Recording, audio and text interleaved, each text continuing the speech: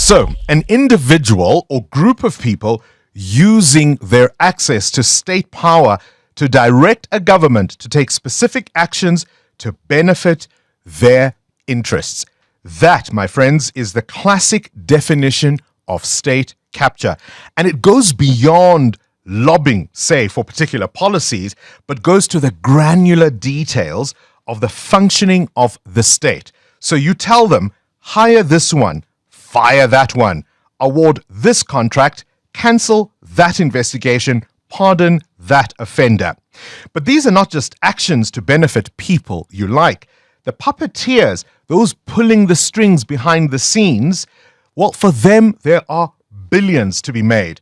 The Guptas, as you know, perfected the art in South Africa, and now we're seeing tech entrepreneur Elon Musk do the same in America. Yesterday, we spoke about how political power can corrupt corporations, but what if it's the other way around? What if the tail is wagging the dog? To help us delve deeper into this, we've invited Dr. Francois Stofberg, who is in Pretoria, a financial well-being economist. Thank you so much for your time, and I really appreciate you joining us on 702 Breakfast. Awesome. Grand to be here. Did I define state capture correctly? Is it the same as you understand it? Yes. I think the context does differ a bit, but we'll probably unpack that this morning. But I absolutely agree. State capture is the tail wagging the dog. It's a few individuals taking over a coup, even if you want to say it. And a coup isn't necessarily what we've known it to be historically, where people literally take over by force. It can be much more done under the covers, so yes. Look, the iterations will differ from place to place, context to context, right?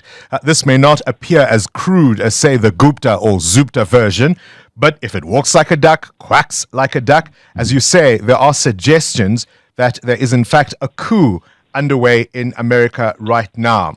And let's get to some of the detail of what I mean, at least. We've seen, for example, a number of agencies that have oversight on Elon Musk's companies. And let's start with USAID, right? They dispense strategic aid around the world. Well, they began investigating his company Starlink's activities in the Ukraine. Since then, not only has this agency been gutted, but a lot of its top officials fired. That's probably a good example. I can agree with that. But I think it's made, yes. If you use individual examples, then yes, it has been gutted. But I think the main difference in this case is that there is almost absolute transparency, which is completely different from what we've seen and known in the case of the Guptas or what happened in South Africa and other countries. Which I think does make it a little bit different, because then it's something that we can discuss and then that we can take someone on about. There's transparency in terms of the pretext that is given. So I'm talking about perhaps the motive behind it, because he's so brazen, he's even boasted about it. Yeah, well, I think what he's also been very brazen about is why he's doing these things. And if you really reconsider what he calls the feedback loop and the feedback fallacy, and how he positions that information has not been shared to the public about many of the things that are happening in government, then there is no opportunity to improve efficiency in state or in any fund or in any oversight or even in any committee. And for the first time, there is this, that's what I'm getting to in terms of transparency, this complete feedback loop where things can be improved. So yes, if there is a feedback loop that says that this oversight committee is not needed, for whatever reasons, then that is something that can be gutted. And if the public, the individuals are unhappy with that, then their voices can be raised. And in this case, we're raising it, but it's not a public outcry. There's no one pointing fingers saying that we are unhappy with the decisions that you've made. Well, I mean, let me give you another example. The Federal Aviation Agency fined SpaceX for poor safety at its launch sites. The administrator who was behind that fine is now gone. Now, you could easily think that's mere pettiness, but in fact, he would stand to earn billions if the bodies that oversee his businesses look the other way and keep out of his affairs. Yes. And once again, granular detail, which is important, but I think a little bit more context is needed. So his life is quite open, especially if we're talking about Musk now, and we want to keep the conversation on Musk. His life is quite open in a lot of detail, and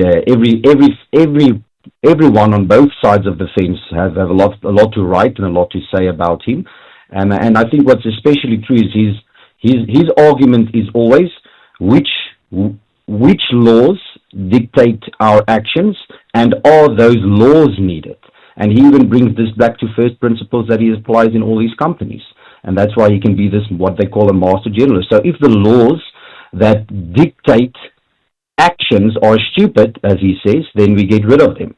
So we just hear it's unsafe, but in effect, on a first principle basis, that's what he will break it down to. I'm going to come in there. In fact, there was an explosion months after that fine was initially issued by the FAA. So it's not that they were just claiming it was unsafe. There's now evidence that indeed they were right. Absolutely. But now you have to once again try and understand their mission and the objective, and then unfortunately there are costs to achieving certain things, and then you have to lean against certain ideologies and ideas to push that agenda and mission. And I think that's where this debate originates, is that how far can we push agendas and how far can we push things, and at which cost? Because what he has been able to achieve on any front should have been absolutely impossible. Trying to put someone on Mars, catching how many thousands of tons and size of a thing with a chopstick in the air, landing rockets and reusing them, opening up the electrical grid in the US for electrical vehicles, selling the most. So yes, and then certain laws have to be broken and overstepped. But let me drive it to a different direction.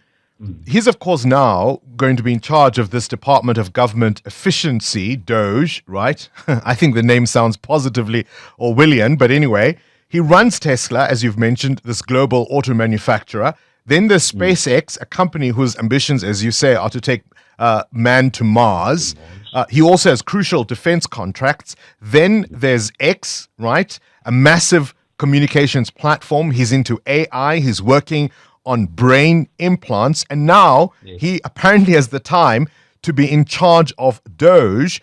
But apart from, how busy his schedule might be, because each of those entities requires full-time devotion on its own, but how do you run the very department that is meant to oversee not only your activities, but those of your rivals? I mean, surely that's a clear conflict of interest there.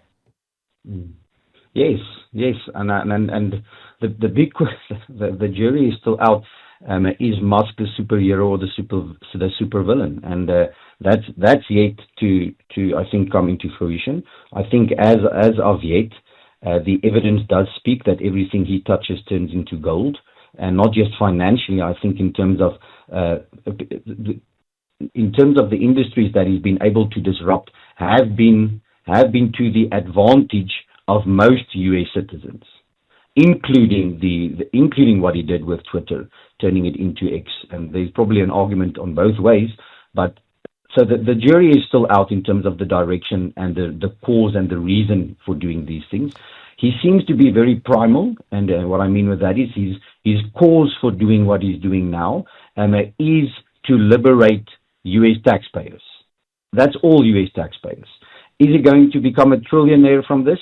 Maybe. Will that bother the US citizen that is now better off? Probably not. And that's, once again, I think, good that there's transparency, good that we can measure everything, good that he is someone that lives in a very open life, and you can even track his private jet usage. So I think with information like that, it's a lot less clear that we can simply say that this is a coup and the US is now being run by only two people. And we know the US doesn't work like that. Just, one thing, because at the end of Trump's previous term, it did not end well for anyone Trump and Trump related, because if you stand against an idea in the US for too long, you are pushed out.